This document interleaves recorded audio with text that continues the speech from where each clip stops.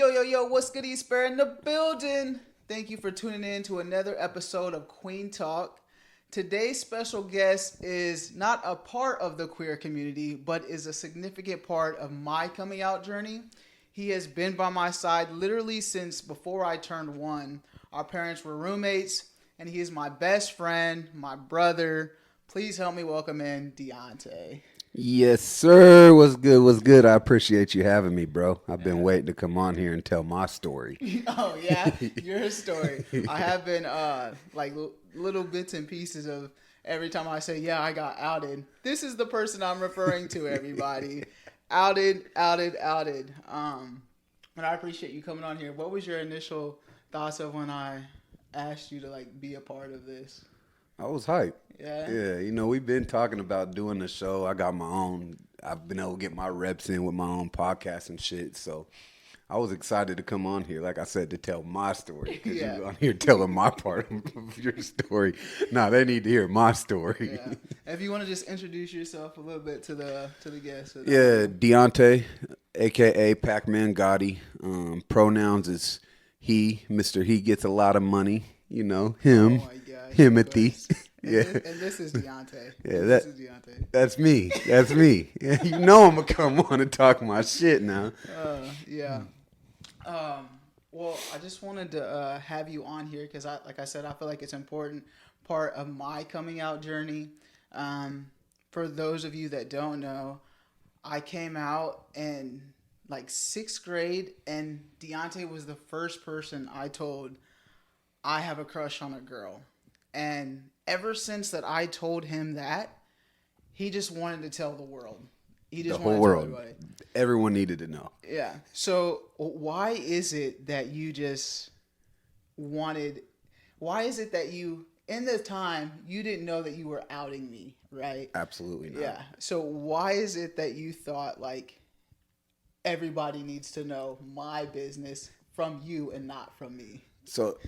So to be fair, this was a different time in age. One, like you said, I didn't know I was outing you. But also, two, back then I couldn't hold water. Couldn't no one tell me nothing as a kid. Facts. I couldn't hold water. But really deep down, that's who I knew. Yeah. You were my best friend, I loved you and I wanted everyone to know who my best friend really was. For me, I didn't even know that it was supposed to be a secret. I don't think we had to talk and it was don't tell anybody. You just after the first time it was. Yeah. I realized real quick. I'll never forget because we were in middle school. Yeah. It was sixth grade. I remember you. I think you cried and went to the bathroom or something at school. I remember, and then that's when I realized oh, she don't want people to know. Yeah. But I didn't know why. I still didn't understand what the big deal was, what the secret was, in my head, because I always knew, growing up, I always knew. What made you think you knew, without me saying it? I didn't know what,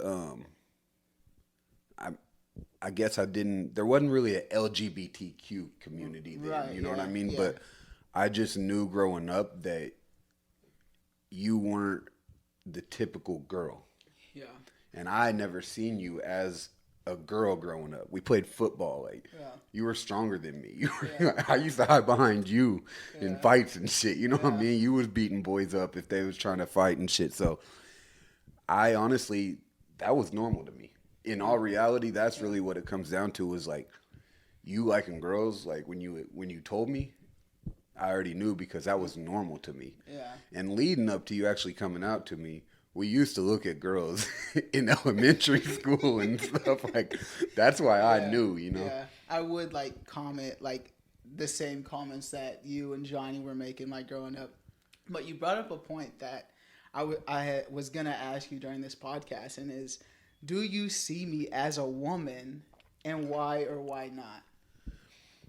So as we've gotten older and you've stepped more into your true self and started identifying yourself more as a woman.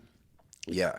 I knew you were a girl, but I always, as a kid, used to think, I don't know if I ever told you, but I used to always think in my head, I think she was supposed to be a boy and something happened in the pregnancy.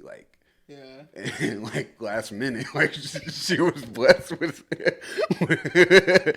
the girl parts, you know. Because no, I honestly, I looked at you as a boy. Like you were one Yeah. of the guys, and you still are to me. Like Yeah. I call But you bro. You yeah. know what I mean? Like you're still one of the guys to me, but I know you truly walk in purpose of being a woman. Right. You don't want to transition or nothing like that. Right. And we've even had talks in the past of you wanting to carry a child and stuff. You know, Yeah. I'd always be like, now that's going to be weird to see you big and pregnant. Right. Yeah. I think yeah, that's important because like I do see myself as a woman too, and I think it like being your guys' friends and being friends with the girls, like I was torn like as if I'm not boy enough or I'm not woman enough. So it was like I was just like in this middle lane where even like sometimes I just remember like some of the boys would be dating some of the girls, and I'm not gonna say the name because we don't mess with him no more.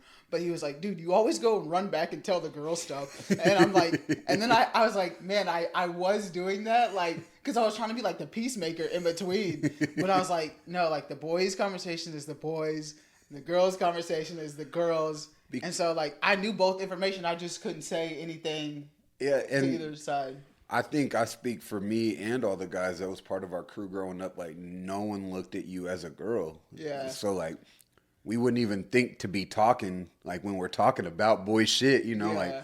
oh, be careful, Bria's in the room. Like, Yeah. she's a girl. Like, no, there was some talk, you Yeah, know, like, yeah. Some of the situation, and like, I think that's. I was like, yeah, this isn't my conversation, or like, yeah. And I think also like being a part of that crew, like even as I'm older, I'm just like when we're around a group of guys and they're just like gawking at women, and I'm just like, dude, we're making this female uncomfortable walking by as there's a group of 5 men just staring at her. Like that's not comfortable for that woman.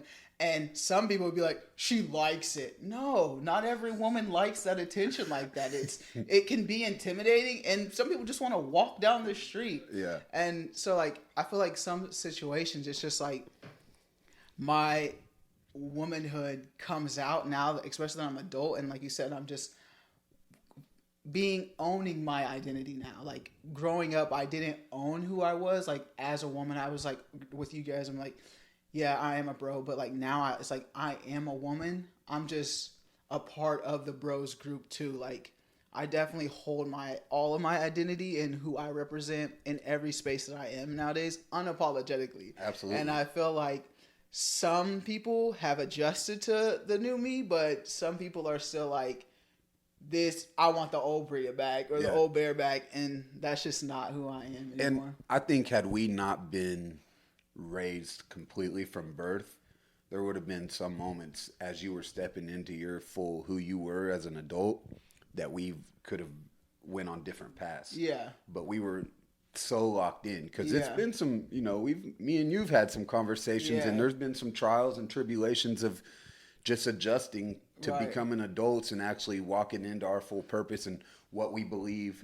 what you believe, like, and with that being said, it's like, you know, I've never judged or anything, but there's always just been some disagreements that we've had to just accept that, like, this Yeah. is who we are. I love you for who you are. You love me for who I am. And we're going to just agree to disagree because we ain't getting to the bottom of that one, you know? What disagreements do you think that we've had that it's just like, yeah, it's just, we're not on the same page? You probably don't even realize it, but you always trying to call me homophobic. Like, bro, I'm not homophobic, bro. Well, I wouldn't say you're homophobic. Like, You let's threw it in there a let's- few times, yeah. though. Like, let's talk about it. So, as a straight man of color, too, I feel like the community, straight men of color as a whole, may have some tendencies to say things or do things to the queer community that's not safe for us. Would you agree with that? yes.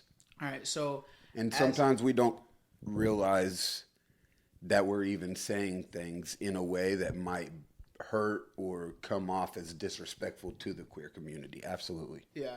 So with that, what is something that as a straight man of color, what are you doing to make spaces for the queer community? So, it's been rocky for me because you've witnessed it. Trying to put myself in those situations in the past, and I've had unfortunate situations happen to me, and that's why I understand how it feels now as a female. Like when you say things like, we're gawking at a female and she gets uncomfortable, I can put myself in that position and understand how that female's thinking now because I've had it happen to me from gay men trying to put myself in these situations with you and other family members, going to gay bars and stuff, and I get uncomfortable. I know I have my eyes, I have very pretty eyes. My eyelashes stand out, and I don't want to toot my own horn, but I get told I look good a lot. So going into places, I would always be like, bro, I'm going to get hit on. I don't like that, and I think you had to witness it for yourself to understand what I was always meaning by that. So now that I understand more that I maybe just need to not put myself in certain situations if I don't want to be uncomfortable around them. And I think that kind of gets the blurry line of like you thinking, well, there's maybe a tendencies of homophobia or something, but it's really just I've had situations that made me uncomfortable, and it'd be like a girl walking through a place that's all boys, you know what I mean? And she's like, I'm never walking down that road again. Like, them boys was catcalling me, one groped me, all that, And so, let's talk about that situation because to give context to what happened. So Deontay and I, he's been to a few gay clubs with me before this specific incident happened. So you were okay with like going into that space, and we were at this bar here in Wichita, and we gotta rewind because remember I didn't want to go that night. I don't remember you didn't want to go. I didn't want to go, and me and you got into a big debate in front of everyone, and you're like, bro, it's not going to be like that. People aren't going to do that. Trust me. Yeah. I was like, all right, you know what? I'm going to go. Yeah. I'm going to go. Yeah. And so we go, and we're in this bar, like to get to the bar's not that wide to get to the bathroom. It's like a hallway that you have to walk by. We're standing at the bar to get a drink, and a man walks by and rubs and feels on Deontay as he's going to the bathroom. He gropes me. And you had said something, and I started tripping. Yeah. I'm like, I look at you, and you see it in my face. I was ready to fight. Yeah. Like, I understand women can't necessarily, if that happens from a man to a woman, not all women feel safe enough to fight for themselves. Yeah. But in that moment, I was ready to fight. And so I was torn on what to do. Yeah, and so we had said something, and then the bartender said something that has sat with me like for a long time still, and I'm sure with you, he's like, you're in a gay bar, what do you expect? And I'm just like, but like he said beforehand, I'm like, they're not going to do that to you.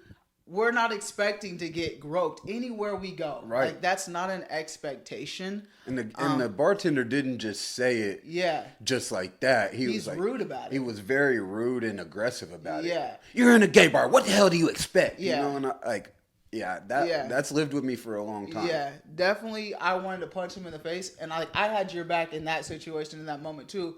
Like, that's not what we expect. We don't expect to come to a bar or any place to get groped on, whether we're in a gay bar, a straight bar, anything. So that is very inappropriate. And I now understand, like, this is why you won't ever go to a gay bar with me again because of that situation. And I don't. And I wouldn't say that I wouldn't ever again, but I've definitely had my reserves about it. I've definitely been on reserve about putting myself in those situations moving forward because that statement lives in my head. Yeah, like, how can you, as a straight man of color, what do you think, or why do you think it is important to create safe spaces for the LGBTQ community, even though you're not a part of it? I definitely think that I hear a lot of talk behind closed doors as a straight man, and I definitely don't think it's safe for every gay person to just be in every place with straight men because of the way society has projected that this is such a bad thing. You know, like growing up with you and learning more and more about you, I've been able to understand that like that past generation has a what's the word I'm looking for? They you know they're tainted from the prior generations, and there's a bad judgment that gay people are bad people or that gay people aren't people, and that's false. And so that's why I definitely believe there should be a space to where you guys can go and feel as comfortable as possible, not have to feel like you are out of place, even though you're not, because at the end of the day, we're all human. Anywhere we go, we're all human, you know? And so you shouldn't have to feel uncomfortable anywhere you go. But the unfortunate facts of today's society is that's why the LGBTQ community was started, was to make awareness that like these people are getting put out and put into a box that they're not the normal human being or they're sick. I see people say that they're mentally ill or they're mentally sick, and that shit pisses me off. Because, bro, you ain't mentally ill at all. Like, Yeah. So in those spaces of like when I'm not around, how do you protect or stand up for LGBTQ people?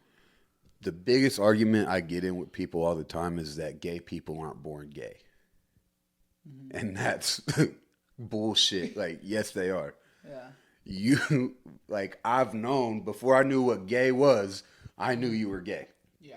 Before I even knew what it was. Like, I was raised knowing that you, like I said, I always thought you were supposed to be a boy. I knew you were going to like girls before I knew what lesbians was. Like,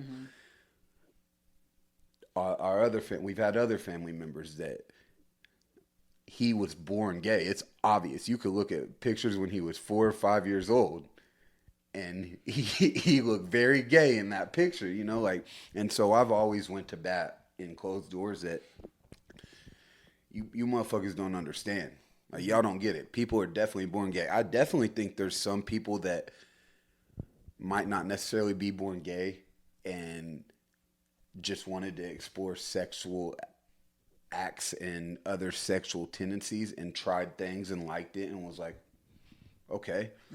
But I definitely believe, I know for a fact you were born gay, so you can't tell me that people aren't born gay. Like, Yeah. and my argument's always been, because I know a man that like only fat women. You know what I mean? Like, Yeah.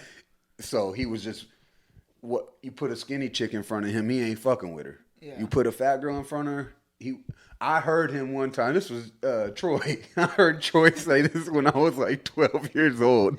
He was like, if she ain't 400 pounds or heavier, I don't want her. Like, Yeah. he was born like that. That's his natural attraction. And that's what I've always said is, when you're born gay, and in my opinion is, you naturally were born attracted to the same sex. So I've always went to bat behind closed doors on that. There's definitely some talks behind closed doors that I hear that I just sit out of because I don't want to get into that argument. I don't want to get into that debate. And I just let people's fucked up opinion or flawed opinion flow. And I note that in my head. That person's very judgmental, you know? Yeah. And I just move forward. I pick and choose my battles for them conversations. I definitely do. Yeah. Because I just don't even want to engage in that energy. That's really what it gets down to is I don't want to engage in that energy. I don't want to exhaust too much of my energy into that. And so, what would you tell someone who is trying to be a support for someone in the LGBTQ community? Be open-minded. Don't judge. Maybe take a second to think before you speak on opinions. And I think the biggest thing is, like I said, be open-minded. I can be open-minded. I don't judge, but I choose not to engage in too much arguments or debates on behalf of the LGBTQ community. What would you, knowing now what you know, would is there anything that you would change? Anything that you would do differently in like our story wise? Honestly, nah. I know like the outing thing has always been a talk, but obviously we that didn't fuck anything up with our friendship. You know, it didn't Yeah. change anything. And like I said, I just wanted the world to know who I knew. Yeah. Like it wasn't no malicious act or anything like that. And like I said, I didn't even know it was supposed to be a secret like that until that happened. So no, honestly I wouldn't, because maybe I would have never actually grown into understanding that people have those secrets or don't want to be outed or don't want people to know had I not did that for you, you know?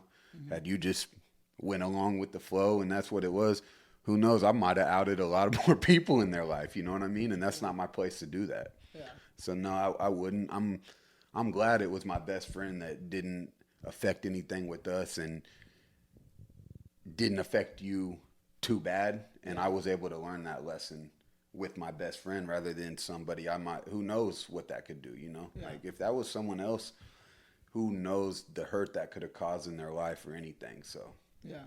And although like we're still friends and like we've moved past that in the moment, but that was hurtful. Like as you said, like you outing me, going and crying into another room, like knowing that you just outed me. I feel like it was hurtful for me too, for you to do that, and you did it multiple times. So it was like even after that moment, it was still done. So I think it is important for people to know, like when someone gets outed, it's not about you. It's not about whoever's outing the person, whether you want the world to know or not.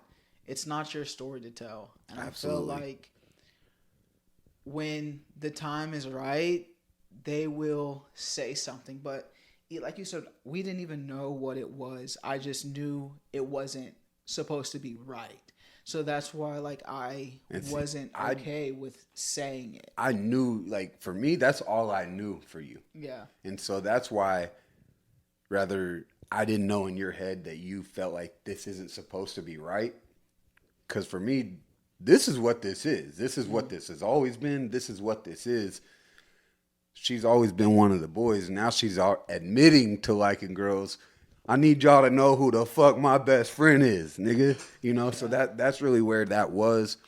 And even moving forward, I don't think I publicly outed you ever again after that. But it was to people, like I would tell people, oh, Bria has a crush on her, Bria kissed her, stuff like that. And so, and I think I did apologize then when you would get mad.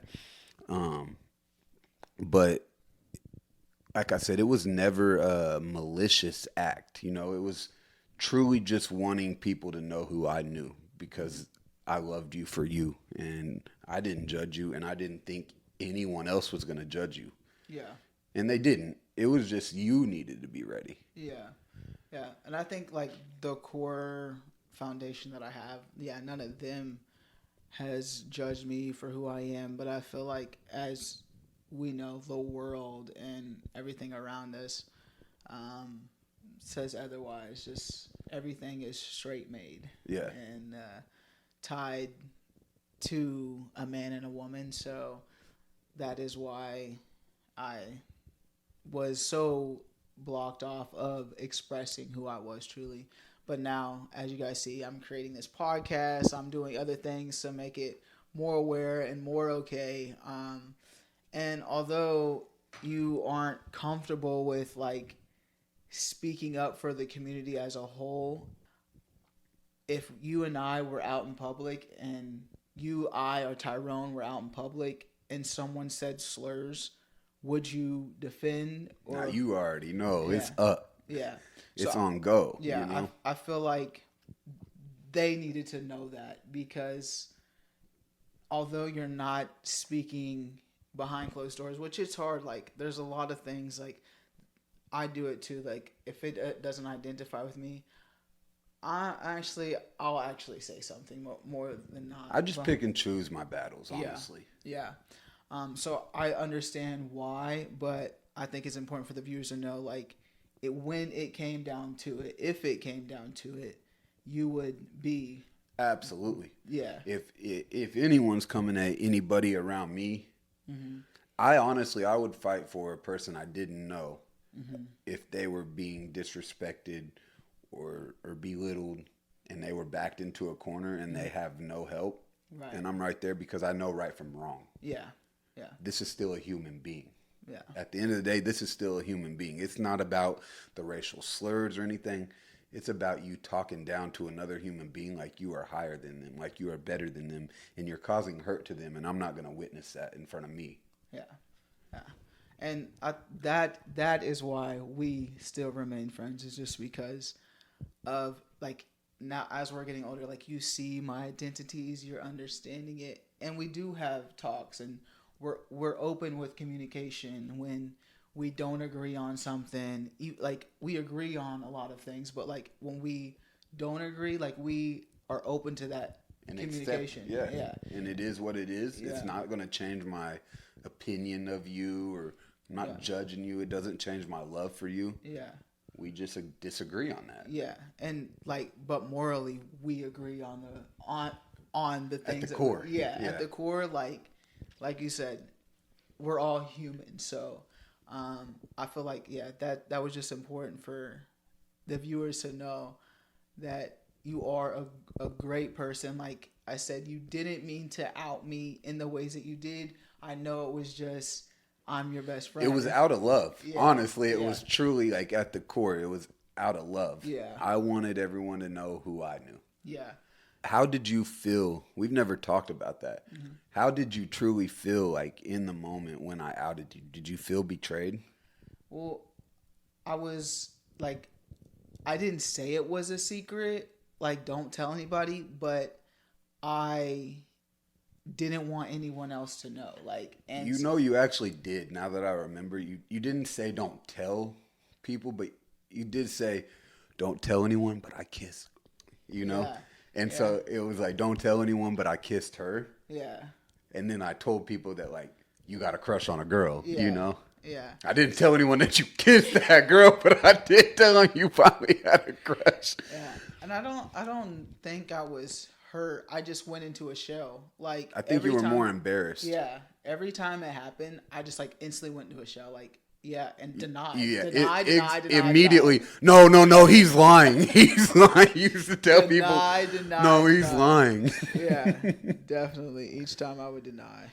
Like I said, I would always just deny it. I didn't think that you were, like, and like I said, we still remained friends every time, like, you did it, and I wasn't ever upset or mad. I would just deny because I knew it was true, and it kind of, like, helped me see people's reaction, like when you would say, without me saying it, like, oh, he said it, but let me just see how they'll react type.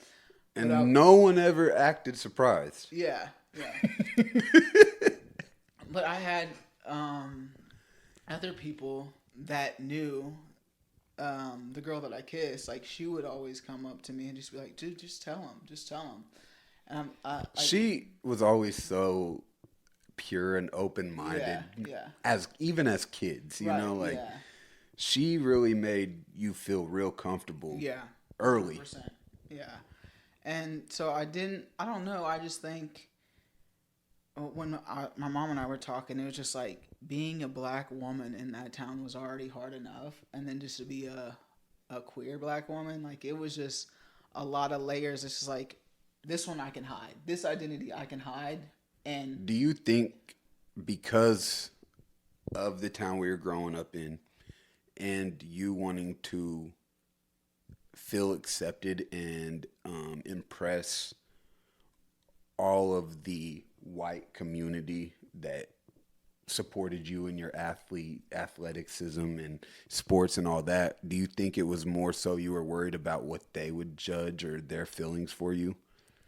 It wasn't even just them. It was my grandma, too. Like, my grandma played a huge role in it. Like, I was pretty much lived with her my entire life. So I think... And she was very religious. Right. So like, I didn't want to.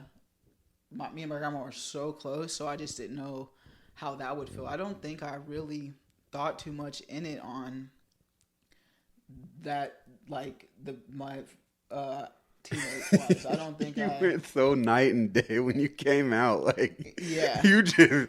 But I also was like already a tomboy. Like I wore all the clothes. Like my outfits didn't change or anything. Like on dress up days in middle school, I was in masculine clothes. So it like what was Nellie's clothing line? You used to have all of them damn jeans. She had all Nelly posters. She wore all Nellie's jeans. Yeah, so like the outside, like I was still expressing my identity from the outside. And then you and I on the weekends, like the groups that we were hanging out with, they knew, like since middle school. So it wasn't like I was hiding it from the world. I feel like slowly people were getting like the understanding of like, okay, this is who she is. I think it was obvious when we started playing football and you was running niggas over and and was the leading star player for fucking 3 or 4 years straight on the team. Like I feel like all the parents at that point was like, she's a boy. Like she one of the boys, you know? I mean, they thought I was, so I took my helmet off. And but like that's the thing with being a part of the community, like those aren't necessarily tell signs for everybody. So it's like there's a lot of girls playing football these days that aren't a part of the community. They just love the sport of football. Yeah. So now. Yeah. Now. Yeah. Then that wasn't the case. Right. Yeah. And there was only one other girl I remember, Allie. It's like even today, like when girls wear masculine clothing, it doesn't mean that they're gay, but for me that was just how I identified, and like that's just me still to this day. Like that's just who I am as a person, and I don't even know when the turning point of when it was like, okay, let me just say it. Yeah. But I just remember it was high school. It was my senior year, right before senior year, and I think it was because your pops was really running through shit. So you seen that because he was. I think just outside looking in, I think having your pops back in your life and around at that point, and just seeing his love for women, made you feel more comfortable to express your natural love and attraction for women. Yeah, I mean that definitely could have played a part into it because he was the first parent that I told. Like I told him first, like I confided in him.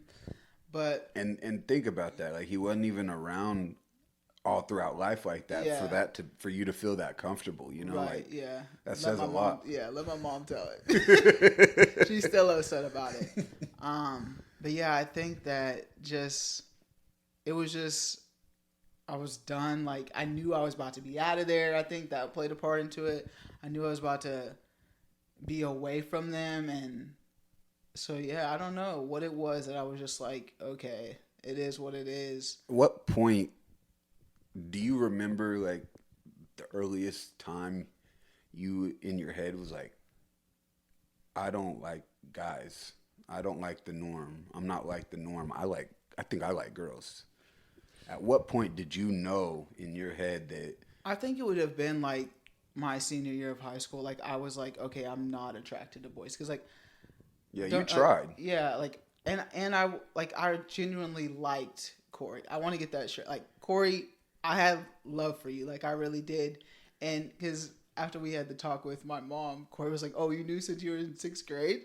I was like, "Well, wait a second. I did know that I liked girls then, but that didn't mean that I was like you liked Corey, but were you attracted to him?" Yeah, I was attracted to Corey. Like, and I just.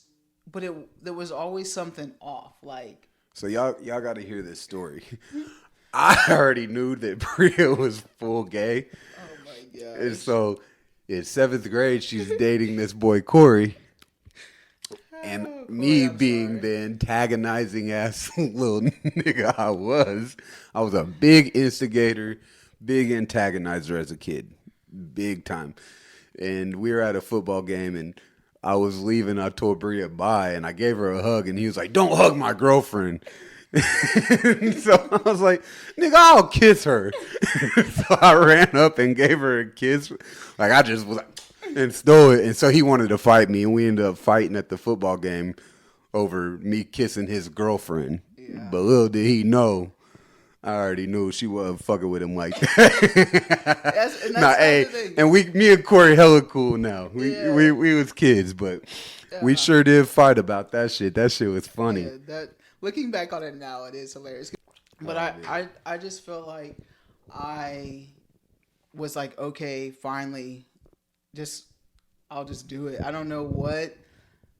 I remember I was upstairs in my grandma's room when I initially called two people. I called both of them because they have the loudest mouths, and I literally was like, "I'm gay." I knew the next morning when I went to school, it would spread, and by golly, and I told Corey. I had told Corey that night too because I didn't want him to hear from anybody else. But that next day, it was out. No one ever came up to me and was like, It wasn't what you thought it was "Yeah, gonna be, no huh? one, yeah, at all." And You know, I will say, I bet you another thing that helped leading up to that, because all through high school, you was low key messing with another female, but it wasn't like a full on relationship. oh, okay, I know what you're talking But about. you was in love with this female, and y'all Yeah. had relations. Yeah, Leading up to your senior year, it was just super secretive. yeah, And I kept that secret for yeah. you. You did. You had to let that be known. Yeah, yeah. You outed me enough. And that was on and off all through high school. Like even us coming in, because she was in my grade, you're a grade higher. I remember us coming into high school. Yeah, Like at school, it was a secret, but when we was behind closed doors outside of school, yeah. For so sure. I'm sure that helped a lot. Just you getting Definitely. more comfortable because your sophomore, junior, and senior year behind closed doors, you're getting more comfortable with exploring your sexuality. Right. Yeah. I agree with that. Like I don't know. Like sometimes I just like be blocking things out. Like so now that you say that, like I do remember I was like interacting with her a lot during high school and stuff. But And had you been out, you guys probably would have been in a full-on relationship. Yeah. nah, Yeah. Because the nah. only reason you didn't make that girl your girlfriend was because you was in the closet Well, thank God. with her. In the closet with her. Yeah. Thank God. Yeah. No. Definitely. No, I think that does play a big role in it because I was like with you and like other people, I was open and honest with like my identity and who I was, but yeah, with other certain groups, it just wasn't spoke about. Like, and it wasn't like I turned on and off a key. I was still just like myself. I just didn't express. Like if they're talking about boys, I'm not partaking in the conversation. Yeah. Like if you picked up on that, then you picked up on that. But of course, when we're talking about girls, they're not talking about girls in a way that I'm thinking of. Girls. Another question I got for you. Do you feel like your relationship with your female friends from high school changed after you started fully walking in your purpose and sexuality? Yes and no. They didn't treat me any differently at all. I just feel like the conversations that they want to talk about versus I want to talk about are different.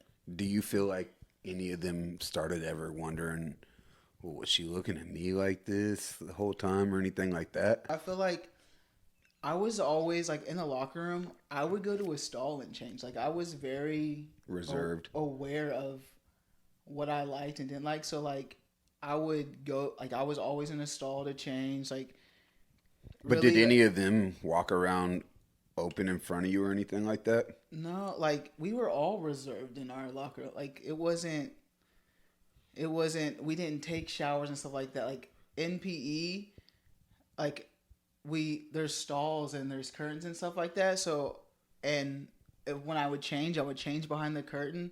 I don't know. I was really reserved. It's probably because I wasn't really comfortable with my body at all too. So that's probably also why. But there was never a moment where I was checking them out or anything like that at all. And I don't think that they like my senior year. Like nothing changed. Like during sports, we changed the same way. Like Yeah. in the same locker room and stuff like that. It wasn't like they tried to hide or anything from me now knowing. So it was normal. Like I didn't give off creepy vibes Yeah. at all. And I think they know that I'm not attracted to them like in that way. Like they know they are just my friends. So I don't think that they felt anyway, but I'll have to ask them like what they actually thought. But from my perspective, nothing changed. So because like I said, I came out before my senior year, so that entire senior year we still had, and even like our senior party we did it together, so we were still and still are a close group of girls. Like we do things every now and then, so Yeah. I don't think that changed the perspective of me. But I'm glad that didn't change my experience too with them. Like I was a little deep down worried like what they would think of my situation and who I was, but they didn't they didn't treat me any differently at all, which was nice. Like Yeah. looking back on it, like my story and like I said, my core foundation of people who I've always surrounded myself with, none of them changed. Like if anything, I think a few of them we got closer after that moment, and like even being a black woman, I was the only black woman in that group. Yeah. So I feel like I have that I decided into me is more like having to express this as a person than being gay. Yeah. So I feel like that's harder to relate with them being a black woman than it is being a gay woman. Absolutely. Yeah. So I think that's why that's why I'm like the identity of being a black woman was enough. Like being gay, like that's they're used to like a lot of people being gay. Yeah. In that town. Yeah. But Being like truly black Yeah. was definitely a different Yeah. time. Yeah, and I don't know if you like realize I was the only black woman of my skin complexion that graduated with our graduating class. There was a few mixed, and Calhoun, word. Jay Calhoun was the only black of his complexion that graduated in our class. Really? Yeah. So there was light skins. There Damn. was Keon, Johnny. and Josh and But I never realized that. That's crazy. yeah. It is, and that's why I say like it was harder to be a black woman in that town than it was to be a queer woman for sure. Just we actually witnessed a lot of girls being gay, right? Exactly. as kids. Yeah, Like, yeah. I remember The older class girls. There was a few predators. I ain't finna hold back. Them girls were predators. Yeah, they were. They were preying on them little young girls. Yeah. But we seen that, and so I Yeah, think even seeing it, like I still didn't feel comfortable with like Yeah. expressing myself. Yeah. And letting it be known that I'm. But yeah, like it was definitely easier to identify as being a queer woman in that town than it was being a black woman. It all worked out though. Like I said, my group of friends and family that are at my core, they all still love me for who I am and didn't change at all. So I'm very blessed in that aspect. Absolutely. Yeah. I'm glad it all played out how it did, and I've always loved you, and my love ain't never changed for you, and Yeah. I'm happy that the world gets to experience the real you now. Yeah. And I appreciate our friendship. Like nobody, no, I won't say nobody, but rarely there's a friendship like ours where we're literally raised together. Yeah. Like when we say day one, it's Day day one. one. Yeah. Like I was 2 months old. You were 11 months old when our moms moved in together. yeah. So That's as day one as it gets, Yeah. And I often tell people like there's no amount of money that could ever make me feel as rich as I feel with the friendship I have with you and Johnny. Yeah. Like, and that's full facts. Like, Yeah. I'm so grateful and I'm so rich in spirit because of my friendships that I have. There's no amount of money that could ever make me feel richer than that. Yeah. And I'm so grateful for that. Yeah. I am grateful as well. We're all three completely different personality wise, and we just still mesh. Like at our core, like you are my best friend, like I said, my brother, and I appreciate you coming onto this podcast and I appreciate you having me. yeah, letting me tell my story. Yeah. You are an important part of my story, like I said earlier, and in my coming out journey. And just some people wouldn't agree with how you pushed, but you did push me to just walk fully in who you were. Yeah.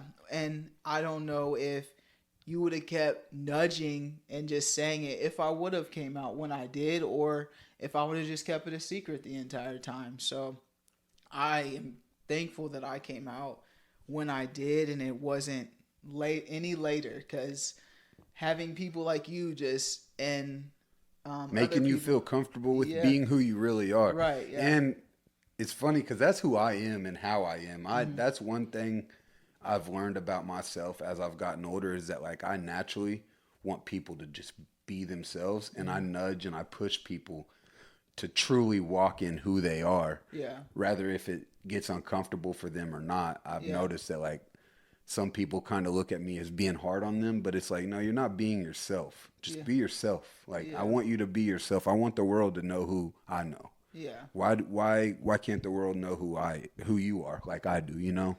Yeah. And so it's a thin line for me, because some people can really take my nudging the wrong way, but it's really all out of just for the better of that person and for the world, you know, because I feel that the world needs more genuine people. We're living in such a masked time in today's life, you know. So many people are masking so much stuff that it's hard for them to be happy. And when you fully just accept who you are and walk in your purpose and be your full self 110%,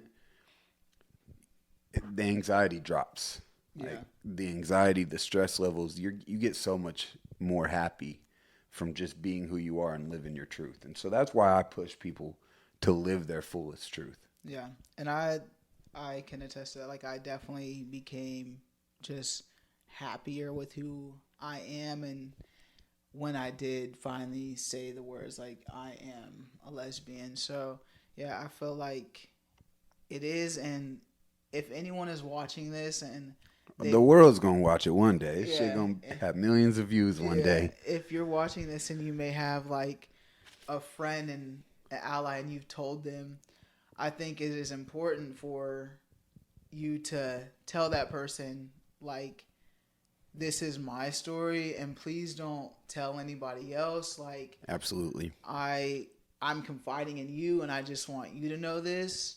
But as you're telling the person, just like Deontay was for me, he just allowed me to be myself in those spaces, and I didn't have to hide when I was around you or be someone else. And that helped me in my journey so much, of just being able to express who I am fully in your space. So I just appreciate you as a friend, as a brother, that you gave me that opportunity to express who I am, being a black woman of color who is also queer. Like, it's a lot. So yeah, I just appreciate you being that person for me, and I do love you so much. And absolutely, thank you again for joining me on this podcast. And I'm glad that I was able, that what could be viewed as a negative situation was actually a positive situation for you. Yeah. I'm grateful for that. Yeah.